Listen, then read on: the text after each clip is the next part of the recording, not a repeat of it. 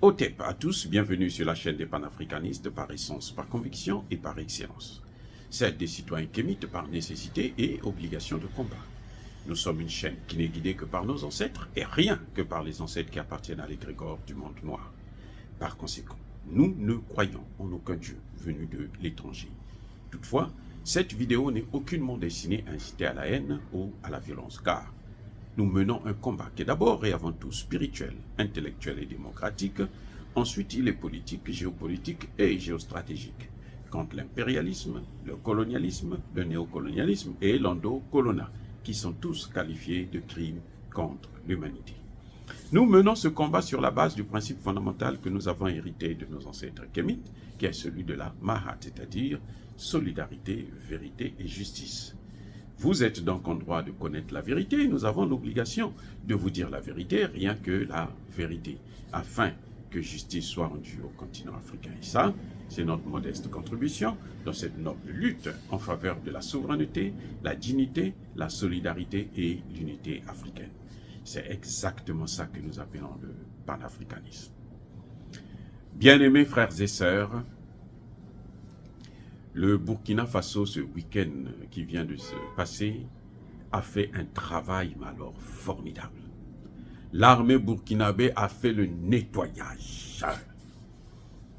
Mais c'est un ratissage. Un ratissage. La lutte contre le terrorisme a pris une autre phase. En fait, lorsque le journaliste français Wassim Nasr disait que les terroristes se sont repliés, mais il avait raison, il disait la vérité. Je vous ai dit que ce type-là, il dort avec les terroristes. Il dort avec les terroristes. Il mange avec eux, il vit avec eux. Il est leur ami principal. Et oui, il a les coordonnées de tous les terroristes en Afrique, dans le Sahel. C'est lui qui les coordonne même. C'est lui qui passe, qui donne les informations, qui leur quand la France demande de faire quelque chose, on passe par lui. Et oui, il s'était replié. Comment expliquez-vous que plus de 3000 terroristes ont attaqué la base de Djibo? Plus de 3000. Ils avaient des blindés, ils avaient des motos, ils avaient des jeeps, ils avaient tout, sauf des avions, bien sûr. C'est là où il y a un problème, parce que la France ne peut pas les ravitailler en avion. Vous allez amener ça comment? Déjà, c'est un endroit où il n'y a pas de littoral. Vous dites que vous allez amener en bateau. Il faut que vous volez avec, et il faut des gros cargos, donc il faut des aéroports, des endroits principaux. C'est là le problème, ils sont foutus. Ils ont sous-développé l'Afrique, là. Ça se retourne sur eux-mêmes. D'abord et avant tout. À force de sous-développer un pays, voilà les conséquences. À Djibo, là, même s'ils avaient pris Djibo, là, à supposer qu'ils avaient pris Djibo. D'ailleurs, Djibo là, a été occupé pendant plusieurs mois. Djibo, là, même l'humanitaire n'arrivait plus. La seule personne qui venait, c'était la représentante, la coordinatrice de l'ONU. Parce qu'elle était chez elle aussi, puisqu'elle est membre du groupe des terroristes, comme Wassim Yass. Eh oui. Alors, plus de 3000 ont convergé. Ils venaient dans tous les sens. À l'est, à l'ouest, au nord, au sud. Ils ont convergé. Ils étaient par groupe pour venir affronter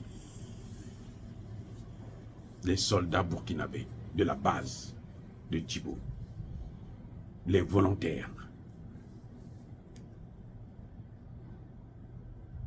Oh.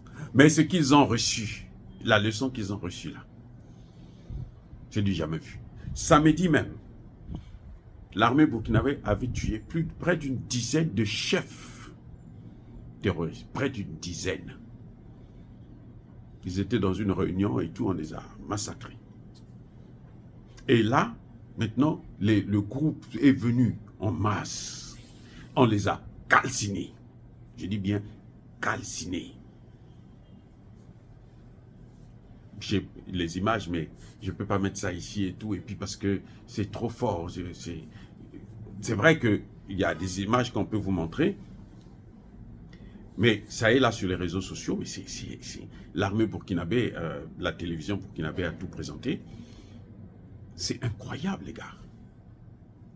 Moi, je me suis posé la question de savoir, mais ils se cachaient où?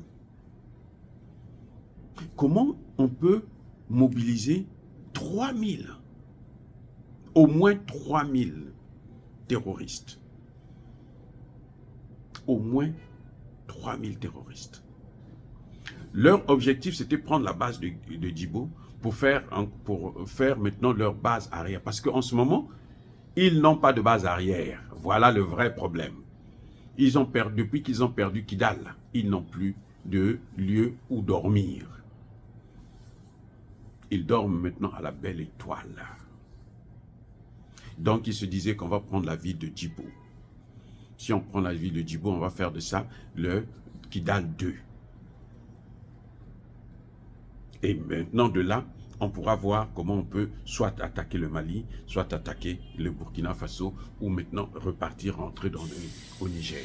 Mais ce qu'ils ont reçu, c'était un niveau, mais alors, trop. Bravo, bravo aux forces armées maliennes. Bravo au VDP. Bravo. C'est un travail excellent. Excellent. Il y a zéro faute, rien à dire. Ils ont perdu, en tout cas, près de la moitié. Parmi les 3000, là, il y en a au moins 1000 qui sont tombés. Je dis bien, parmi les 3000, il y en a au moins 1000 qui sont tombés. Et ça va être difficile pour eux de se retrouver encore en nombre comme ça, là, venir attaquer une base. Et donc, maintenant, ils deviennent des fugitifs. Et on les traque. Au moment où nous parlons, là, l'armée continue à les traquer et à les tuer un à un.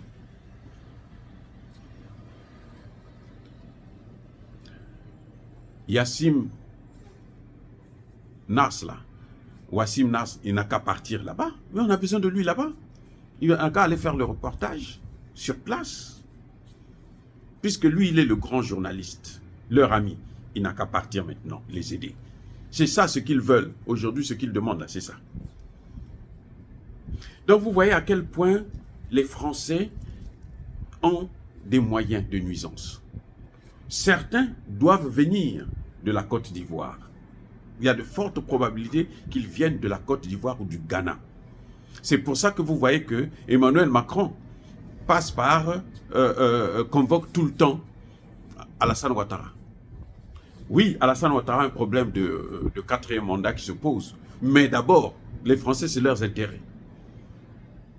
Si Alassane Ouattara, jusque-là, qui n'a jamais pu leur donner quelque chose, s'il peut au moins créer une base arrière pour les terroristes là, de là maintenant, ils vont voir comment il faut faire pour rentrer au Mali et au Burkina, ben Alassane sera toujours le prochain président. C'est vrai qu'ils ont choisi Thiam déjà, c'est clair, mais Alassane Ouattara a encore des cartouches à jouer. C'est sur cette situation-là. Parce que le Sahel, c'est une situation terrible pour la France. Perdre seulement le Sahel seulement. Ils ont perdu le Centrafrique, perdre le Sahel. Et bientôt, ça va être d'autres pays africains. Probablement le Tchad, le Cameroun. Mais écoutez, les Français sont foutus. Donc, ils sont en train de tout faire pour revenir dans le Sahel. Les dirigeants maliens et burkinabés devraient maintenant mettre le paquet à leurs frontières avec la Côte d'Ivoire, surtout, mais aussi avec le Ghana. Dire cela, c'est inciter à la haine ou à la violence. Il y a ma colère et à ma lèvre. Encore une fois de plus, bravo. Bravo pour Ibrahim Traoré, bravo pour Assimi Goïta, bravo pour le général Tchani, bravo pour l'armée burkinabé pour le travail excellent qui s'est produit cette semaine et que Dieu puisse vous bénir tous. Soyez abondamment bénis par le Dieu des Kémites, par nos ancêtres angélisés. Mais que tous ceux qui persécutent le continent africain le pillent et le déstabilisent, qu'ils soient noirs, blancs, chinois, arabes, juifs, indiens, qui qu'ils soient punis, maudits, foudroyés, neutralisés, écrasés par ce Dieu des Kémites et par nos ancêtres angélisés. Vive l'Afrique éternelle, j'ai dit et j'assume.